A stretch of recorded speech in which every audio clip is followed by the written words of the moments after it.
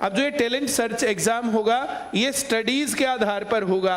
वैसे तो all Haryana talent search exam dance में भी हो सकता है, म्यूजिक में भी हो सकता है, पेंटिंग में भी हो सकता है, और आने वाले टाइम में हम इस प्रकार के एग्जाम्स करेंगे। हम यहाँ पर तुम लोगों के सीखने के लिए भी ये व्यवस्था करवाएंगे आने वाले टाइम में।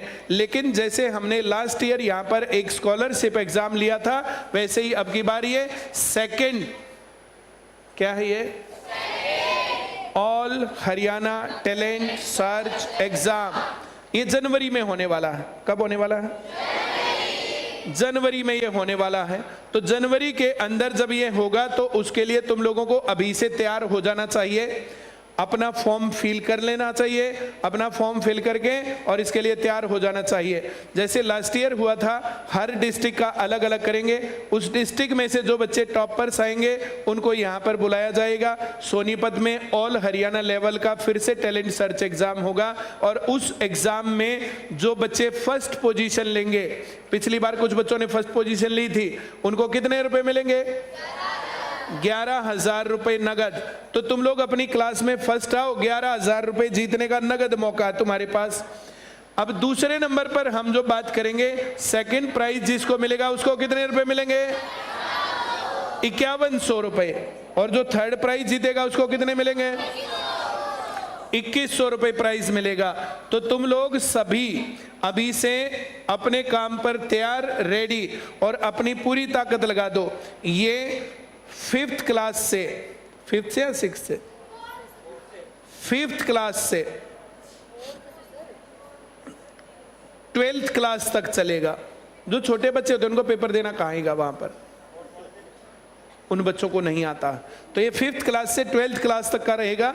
जिन बच्चों ने अब की बार 12th क्लास में पढ़ रहे हैं, जो बच्चे अब की बार 11th क्लास में पढ़ रहे हैं, तो पर क्लास वाइज जो 4th में, जो 5th में पढ़ रहे हैं 5th का, 6th में पढ़ रहे हैं 6th का, 7th में पढ़ रहे हैं 7th का, जो क्लास में पढ़ाया जा रहा है उसी में से टेस्ट होने वाला है। उस टेस्ट जैसे 2-3 तुम्हारे तब तक एक्सपीरियंस के लिए भी टेस्ट हो जाएंगे। एक हो गया मेरे ख्याल से, एक सोनीपत ब्रांच वालों का भी हुआ है। टेस्ट हुआ नहीं हुआ? वेरी गुड, उससे तुम्हें पता चल गया होगा। अब जिसको लगता है कि मुझे 11,000 रुपए जीतने, तो अपने टीचर से मिलो कि सर या मैम हम कैसे तैयारी करें कि हमारा नंबर भी में से आए और फिर हम लोग भी प्राइज जीत पाए। जो बच्चा मेहनत करेगा वही आगे बढ़ेगा। जो बच्चा मेहनत करता है नौकरी वही लगता है, जो बच्चा मेहनत करता है प्राइज वही जीतता है। अगर हम ऐसा करें तो फिर हम लोगों को घर वालों के पैसे ना तो मांगने और ना चोरी करने, कुछ भी नहीं करना पड़ेगा। हाँ या ना? हम लोग अपनी पॉकेट मनी अर्न कर सकते हैं। हर साल इस प्रकार का स्कॉलरशिप एग्जाम होता है। अगले साल फिर बहुत अच्छे तरीके से पढ़ेंगे, अगले साल फिर इस काम को हम लोग करेंगे। जो मैंने बोला समझ में आ गया या नहीं आया है? वेरी गुड, बहुत बढ़िया। मैं क्लासेस में गया था, हर क्लास में 2, 3, 4, 5 बच्चों को छोड़ करके बाकी बच्चे पढ़ाई के रास्ते पर सही हैं। 2-4 बच्चे ऐसे हैं जिनको ना पढ़ना आता, ना लिखना आता, और ना वे एफर्ट करते, वे कोशिश भी नहीं करते। हम उनके पीछे पड़े रहते हैं। कोई बीच बीच में छुट्टी मारता रहता है, कोई किसी कारण गैप करता है, कोई कुछ और मामला है। उन बच्चों को छोड़ें तो बाकी बच्चे सही तरीके से पढ़ रहे हैं। देखो आईसीएस जो एक कोचिंग सेंटर है, ये आईसीएस जो इंस्टीट्यूशन है, यहाँ पर जो बच्चा तरक्की करना चाहता है वो तो करवा देंगे उसका। अब जो अपने आप नहीं चाहता है तरक्की करना, या जिसके पेरेंट्स नहीं चाहते तरक्की करे, फिर उनका हम क्या कर सकते हैं? हम लोगों ने बहुत सारी अपॉर्चुनिटीज तुम लोगों को दी हैं, कुछ अपॉर्चुनिटीज बची हैं, मैं मान रहा हूं इस बात को। हमें कलरिंग कंपटीशन, हमें ड्राइंग कंपटीशन, इस प्रकार का हम करेंगे। उसके लिए तुम सब लोगों को तैयार भी रहना चाहिए। और अगले नंबर पर जो मैं ये कह रहा हूं, जो ये रिटन टेस्ट होगा, ये पढ़ाई का टेस्ट होगा। सबसे पहला ध्यान पढ़ाई पर देना चाहिए। जो पढ़ाई में अच्छे बच्चे हैं उन सभी बच्चों को अपनी पढ़ाई पर पूरी ताकत लगा करके कोशिश करनी चाहिए कि हम फर्स्ट से ही आए। जब हम लोग पढ़े थे तो इस प्रकार के एग्जाम्स नहीं होते थे, आज ही एग्जाम्स हो रहे हैं, और इनको हम 1-2 साल के अंदर बहुत बढ़िया तरीके से करवा करके बहुत नेक्स्ट लेवल पर लेकर के जाएंगे। जो स्टूडेंट अब की बार, जो हम और हम सभी टीचर्स फील करते हैं, जब शुरुआत में बच्चे आए जो पिछले साल आईसीएस में पढ़ रहे थे और जो अब की बार आए, तो उन्हें तो काफ़ी कंफर्ट फील हुआ। जो नए बच्चे आए थे उनको दिक्कत आई। अब की बार जो 2-3 साल से बच्चे पढ़ रहे हैं तो उनको अच्छा एहसास होगा नेक्स्ट क्लास में, और जो नए बच्चे आएंगे उनसे वो फार अहेड है, बहुत आगे है। जो मैंने बोला समझ में आ गया? अब हम तुम्हारी क्लासेस को जो बांटने के मूड में है वो इस तरीके से बांटने के मूड में है। अब की बार 3rd क्लास भी चलाएंगे, अब की बार 4th क्लास भी चलाएंगे और 5th क्लास भी चलाएंगे। इस क्लास में हम लोग तुम्हारा पढ़ाई का जो 50% टाइम है, कितना टाइम है? 50% टाइम में बुक्स पढ़ाएंगे। क्या पढ़ाएंगे? बुक्स। अब कितना टाइम बच गया? 50%। इस 50% में तुम्हारी क्लास को 2 भागों में बांटेंगे। तुम्हारी क्लास को एक जो इंटेलिजेंट है वो कंपटीशन पढ़ाएंगे उनको, और जो कमजोर हैं उनको रिवाइज करवाएंगे। बस जो कमजोर है उनको, जो पढ़ाई में कमजोर हैं तो आधा टाइम उनका रिवीजन चलेगा बस, और जो अच्छे बच्चे हैं उनको एक्स्ट्रा पढ़ाया जाएगा। तो दोनों प्रकार के बच्चों को कैटर किया जाएगा। जो मैंने बोला समझ में आया क्या? 3rd, 4th, 5th। अब इससे आगे नेक्स्ट सेक्शन जो बनेगा that will be 6th, 7th and 8th class. 8th class में भी हम लोग 50% तुम्हारी एनर्जी एंड टाइम बुक्स में और सिलेबस में लगाएंगे, और जो बाकी 50% एनर्जी बचेगी उसमें जो बच्चे अच्छे हैं उनको कंपटीशन, और जो कमजोर है वो रिवाइज करेंगे। अब जो बच्चे कंपटीशन लायक नहीं है तो उनका क्या करें? अब जो बच्चे इसके अंदर मेहनत करके यहाँ आना चाहें तो ये हमेशा ऑप्शन रहेगा। जो बच्चे यहाँ गलती से चले गए तो उनको हम यहाँ पर भेज देंगे। ये क्लास में परफॉर्मेंस के ऊपर डिपेंड करेगा। क्या तुम मेरी बात समझ गए? अब जो बच्चे नेक्स्ट ईयर 9th क्लास में हमारे पास पढ़ेंगे, 10th क्लास में हमारे पास पढ़ेंगे, 11th क्लास में हमारे पास पढ़ेंगे, 12th क्लास में हमारे पास पढ़ेंगे। 9th क्लास में एनर्जी एंड टाइम 50% बुक्स और 50% में कंपटीशन।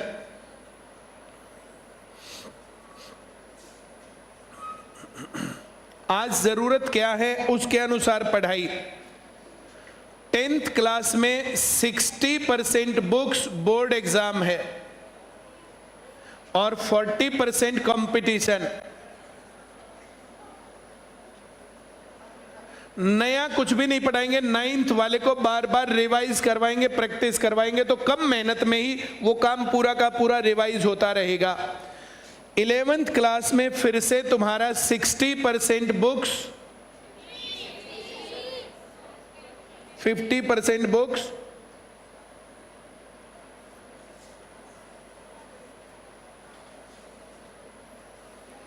और 50% कंपटीशन। और 12th क्लास में फिर से वही 60% बुक्स और 40% कंपटीशन। इसके ऊपर हम लोगों ने तुम्हारी प्लानिंग कर ली है, तुम्हारा विचार बना लिया है। नेक्स्ट ईयर से इस रास्ते पर हम तुम लोगों को पढ़ाने वाले हैं। तो जो नेक्स्ट ईयर से रहेगा, जो बच्चा 9th, 10th, 11th, 12th class हमारे पास करेगा, अब जो बच्चा स्कूल से पढ़ जाएगा उसके पास सिर्फ इतना नॉलेज होगा, और जो हमारे पास पढ़ेगा उसके साथ ये कंपटीशन की नॉलेज भी रहेगी। डिफरेंस है, मैं जो कह रहा हूं समझ में आ रहा है? अब यहाँ पर इसके बाद जो स्टूडेंट यहाँ करेगा तो नंबर 1, अगर गवर्नमेंट जॉब चाहिए तो बच्चा गवर्नमेंट जॉब लग जाएगा इतना पढ़ते ही। अगर उसको आगे पढ़ना तो CUET की तैयारी करेगा। अब उसको कैट, मैट, IIT, नीट जो कुछ भी करना है तो उस तरीके से 11th और 12th क्लास में नीट करना है या IIT करना है तो कंसेप्चुअल एकेडमी या ICS प्लस जो सेक्टर 15 में चलता है, आशीष नैन सर उसको लीड करते हैं, तो वहाँ पर ये चलेगा। आशीष नैन सर को बुला करके मैं जो साइंस लेना चाहते हैं 10th क्लास के स्टूडेंट्स, मैं बात करवा दूंगा। 9th क्लास और 10th क्लास ज्वाइंट रूप से करके उनको बुला के वो तुम लोगों को एक अपॉर्चुनिटी समझा देंगे। अब जिस बच्चे को डॉक्टर बनना है, इंजीनियर बनना है, कितना पढ़ना है, उसमें खर्चा कितना होगा, टाइम कितना लगेगा, अर्निंग कितने बाद चालू हो जाएगी, तो जो बच्चे जो कुछ भी पूछना चाहें सारी बातें पूछ सकते हैं। जो 11th 12th क्लास के स्टूडेंट्स हैं 11th क्लास के स्टूडेंट्स को हम लोगों ने न्यू जर्नल का मैथ तो सिखाई दिया, आ भी गया। अब 12th क्लास में हम तुम लोगों को बाकी कंपटीशन का भी हिस्सा करवाएंगे।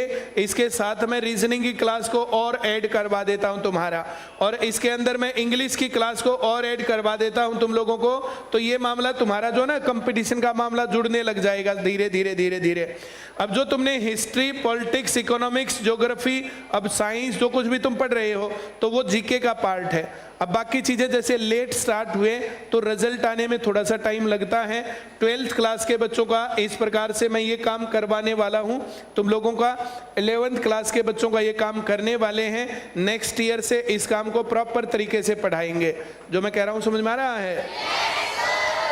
पहले साल में एक्सपेरिमेंट होता है, बच्चे आते हैं, बच्चे क्या सोचते हैं, उनके पेरेंट्स क्या सोचते हैं। जो नेगेटिव सोचने वाले पेरेंट्स हैं उनके बच्चों का हम क्या कर सकते हैं? कुछ भी नहीं। उन बच्चों का हम क्या कर सकते हैं जो नेगेटिव सोचने वाले हैं। लेकिन जो बच्चे पॉजिटिव सोचना चाहते हैं और जो ये सोचते हैं कि हमें जॉब जरूर लगना है, हमें पैसे जरूर कमाने हैं, हमें गरीब नहीं रहना है, तो उन लोगों को ICS या तो साल 2 साल में सरकारी नौकरी गारंटी होती है। जो स्कूलिंग पूरी करेगा उसका तो काम चलेगा ही चलेगा। जो मैंने कहा समझ में आ गया? Very good. मैं इससे आगे तुम लोगों के साथ और बात करना चाहता हूं। जैसे ICS में अभी स्पोर्ट्स की सुविधा नहीं है। ICS में हम स्पोर्ट्स की सुविधा आगे भी नहीं करेंगे। पहले सुनना चाहिए सारी बातें। देखो, बहुत सारे बड़े बड़े स्कूल हैं, तुम लोग जानते हो। बहुत सारे बड़े बड़े स्कूलों के बहुत सारे बड़े बड़े प्लेग्राउंड भी हैं। लेकिन उस प्लेग्राउंड में कितने % बच्चे जाते हैं और वहाँ पर कितने बच्चे परफॉर्म करते हैं? एक साल में एक बार एक कोई स्पोर्ट्स मीट करवा दिया, कुछ और करवा दिया, तो उससे क्या होने वाला है? मुझे ऐसा लगता है कि 2 अलग अलग विधाएं हैं और उसके लिए 2 अलग अलग जगहें भी हैं। स्पोर्ट्स करने के लिए मैं ये सोचता हूँ कि आप लोगों को जो अकेडमी खुली हुई है, ऐसे बहुत सारी एकेडमी है, स्पोर्ट्स एकेडमीज। कोई बैडमिंटन एकेडमी, कोई रेसलिंग के लिए खाड़ा, कोई किसी चीज के लिए। जिस बच्चे का जैसा इंटरेस्ट है, तो उतने एक्सपर्ट कहीं नहीं होते। किसी भी स्कूल में स्पोर्ट्स के उतने एक्सपर्ट नहीं हैं। एक्सपर्ट नहीं है तो फिर पढ़ाई नहीं है, और अगर एक्सपर्ट हैं और स्कूल टाइम में प्रैक्टिस करोगे तो फिर पढ़ाई कब करोगे? तो स्कूलिंग का ये मामला बिगड़ता है। उसमें हम लोगों को क्या करना चाहिए? हम लोगों को देखो बेटा, अपना डे शेड्यूल, एक छोटे बच्चे को क्या करना चाहिए? मान लिया एक छोटा बच्चा 6 बजे उठता है और 7 बजे से 8 बजे तक वो एकेडमी में जाता है और 9 बजे से पढ़ने के लिए स्कूल में आता है, 9 से मान लिया 4 बजे तक। अब 4 बजे घर जाने के बाद 4:30 बजे 5 बजे घर पहुंचा, तो 1-2 घंटा 5 से 7 बजे तक अपने आसपास गली में इधर उधर खेलना वो चाहे तो कर सकता है। 7 से 8 घर पे गया, घर वालों के साथ 1 घंटे में खूब बातचीत की, खाना खाया और कुछ किया। 8 बजे से 10 बजे तक थोड़ा सा रिवाइज किया। इतना काम करने से तुम एक बहुत सक्सेसफुल आदमी बन सकते हो। तुम लोग एकेडमी में जा करके 2-3 महीने एक एकेडमी में जाओ, 2-3 महीने दूसरी एकेडमी में जाओ, 2-3 महीने तीसरी में जाओ। ऐसा करने से तुम लोगों के पास एक अपॉर्चुनिटी है, जो तुम्हें अच्छा लगे स्पोर्ट्स, वही स्पोर्ट्स तुम लोग निकल गए, उसी स्पोर्ट्स को आगे कंटिन्यू कर लो। तुम्हें लगता है कि पढ़ाई में ज्यादा मामला है तो पढ़ाई ज्यादा कर लो। स्पोर्ट्स में तो बहुत आगे निकलने के लिए, जैसे एक क्या नाम है उसका, नीरज चोपड़ा भाई, पूरी दुनिया में एक लड़का गोल्ड लाएगा, अब बाकी लोग तो नीचे रह जाएंगे ना। अब पढ़ाई में क्या है, जो ज्यादा पढ़ेगा वो बड़ी नौकरी लग जाएगा, कम पढ़ेगा छोटी लग जाएगा, और कम पढ़ेगा और छोटी लग जाएगा। जो बिल्कुल नहीं पढ़ेगा तो स्पोर्ट्स में क्या कर सकता है? तो ऐसे अपने अपने इंटरेस्ट के अनुसार स्पोर्ट्स में जाना है या पढ़ाई में जाना है या कुछ और काम करना है तो ये काम कर सकते हो।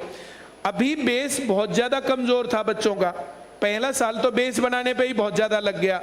अब कुछ बच्चों को जैसे जैसे मैं अब पढ़ाने गया, 10वीं क्लास में गया, 9वीं क्लास में गया, तो कुछ कुछ बातें बच्चों को आती थी, सारी बातें बेस की दोबारा नहीं करवानी पड़ी। नेक्स्ट ईयर जो अब की बार 9th क्लास से 10th क्लास में जाएंगे तो उन लोगों का बेस आधे से ज्यादा तो बना हुआ है। जो लोग अब की बार 8th क्लास में 8 से 9th में जाएंगे तो आधे से ज्यादा तो बेस बना हुआ है। तो वो सारी बातें जो हमें नौकरी लगने के लिए कामयाबी चाहिए, 12वीं क्लास पास करने के लिए जो बातें चाहिए, मैं क्लास में उन चीजों को चेक करता हूं तो वे चीजें आधे से ज्यादा बनी हुई हैं। सभी लोगों के ऊपर इस प्रकार से काम कर रहे हैं। अब की बार हम लोगों ने जो टीचर्स टीम थी वो बिल्कुल नहीं थी, कुछ ही टीचर पुराने थे, अब कुछ टीचर्स आए हैं, थोड़ा सा टाइम लगता है, टीचर सब सीख रहे हैं। नेक्स्ट ईयर और 2-4 टीचर आएंगे, 2-4 और सीखेंगे। इस प्रकार से एक टीचर्स टीम एक्सपर्ट बनने में 2-3 साल लगते हैं। 2-3 साल तक भी हम लोग जो है ज़्यादा कोशिश करके, जैसे मैं क्लास लेता हूँ, बबीता मैम बीच बीच में लेती हैं, अब कई बार नहीं भी हो पाती हैं कुछ और मजबूरियों के चलते, पर कुछ क्लासेज इस प्रकार से लेकर के, जैसे 10th क्लास में अब बोर्ड का एग्ज़ाम है, हिस्ट्री का सिलेबस चेंज है, सीबीएसई में कुछ गड़बड़ हो गई, नहीं हो पाया, वो परमिशन देनी होती है। हमने अपना काम पूरा कर रखा था, जो अप्लाई करना था वो पूरा कर रखा था, लेकिन सीबीएसई ने परमिशन नहीं दी। सीबीएसई ने परमिशन नहीं दी, साल खराब ना हो तो हरियाणा बोर्ड से करवा दिया। अब इसके करने में जो थोड़ी बहुत दिक्कत आई अगर, तो इसके ऊपर बबीता मैम क्लास ले रही है रेगुलर करके। जो हिस्ट्री का सिलेबस पीछे था, बबीता मैम बहुत बड़े सिलेबस को बहुत जल्दी निपटवा सकती हैं। तो जो 10th क्लास के बच्चे, उनको सही समझ में आ रहा नहीं आ रहा? अब 10th क्लास के स्टूडेंट्स को सोशल में अब कोई दिक्कत लग रही है बबीता मैम की क्लास के बाद?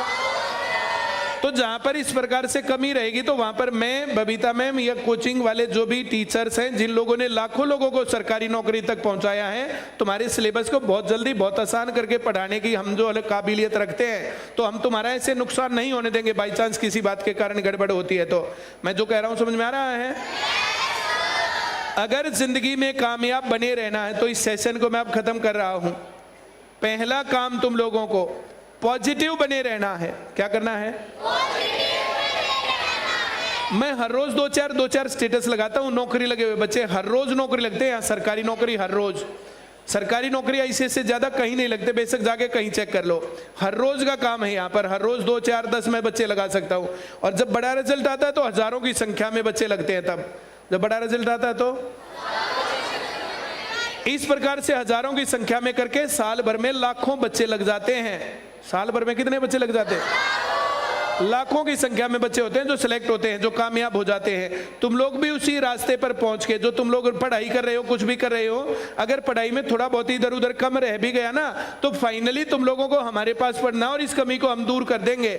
बहुत सारी चीजें तो सिखा रखी हैं, छोटी मोटी कोई कमी रह भी गई तो उस कमी को दूर करके जो बाकी कहीं से पढ़ के यहाँ आएगा और तुम ICS से पढ़ के यहाँ आओगे, तो तुम्हारी नौकरी उन सभी लोगों से आधे से भी कम समय में लग जाएगी। ये बात को मैं जो पढ़ाने के दौरान, टीचर्स के दौरान, बाकी चीजों के दौरान मैं महसूस करता हूं।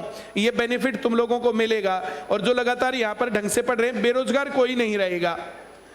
जो ये 2-4 बिल्कुल ना पढ़ने के हैं, इन्होंने तो कसम खा रखी कि हम कुछ करेंगे ही नहीं। अब इनके पेरेंट्स के साथ बात करके इनके साथ जो है करेंगे। कुछ बच्चे ऐसे जो कंटिन्यू छुट्टी मारते रहते हैं, इतनी छुट्टी मारते पूछो ही मत, हर क्लास में तुम लोगों को पता है। अब जो लोग क्लास में पढ़ते नहीं ध्यान से, भाई समझ में आ गया हाँ करो, समझ में नहीं आया ना कर दो। अब जो समझ में आ गया तो हाँ करके प्रैक्टिस करना, तो थोड़ा सा काम है सबका। बाकी टीचर से तो हम लोग आसान बना के पढ़ाई देते हैं या नहीं पढ़ाते?